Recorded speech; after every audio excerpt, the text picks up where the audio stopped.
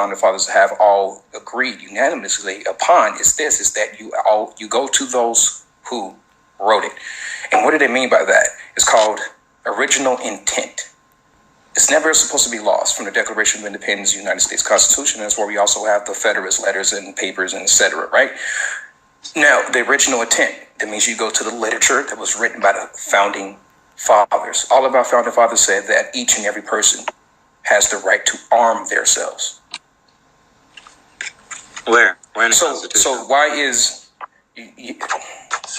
I don't think you just listen to anything that I just said. I heard right? you. So you said like like literature of that the founding fathers wrote to try and use that as like evidence to support the to make sure to figure out what their intent was when writing the actual Constitution. Look at their ancillary papers, right?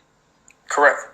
Okay, the rights of people to keep and bear arms shall not be infringed. So the people. So it's not the people that form the military.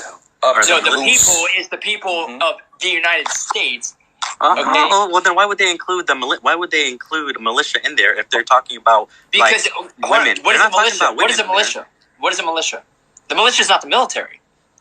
Well, at that time they were formed of the army, right?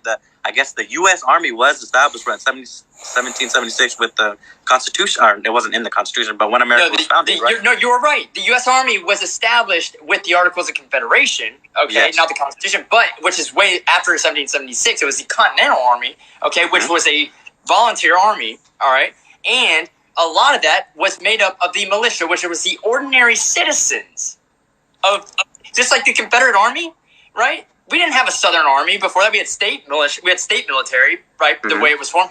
But a lot of the Confederate Army was just regular volunteers, right? That went to fight against the government. What I'm saying is a militia, okay, is the people, the physically abled people in the United States that they can call up to help fight in the time of need. Which is, that means the people, militia or whatever, okay, is the regular people of the United States. Right. This would be comparable to by those same definitions that we see from reading papers and looking at what context militia is used for. It would be equivalent to like the National Guard today, which is still the military. It's just not. They don't have to obey the orders of the president necessarily. I mean, I guess not at all. Really, honestly, the government has. The president can.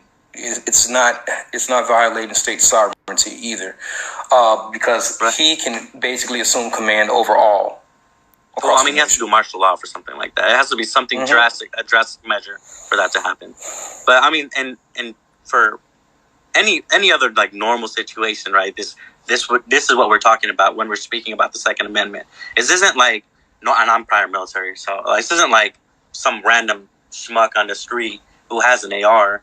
As this isn't what they're talking about. This is talking about people and this well-regulated militia with a chain of command, with supply, with infrastructure that can support whatever mission that they need to support quickly. That is the national. Do you have a computer in front of you? Hey, huh? No, I'm in my garage. Do you have a computer in front of you? Anyone?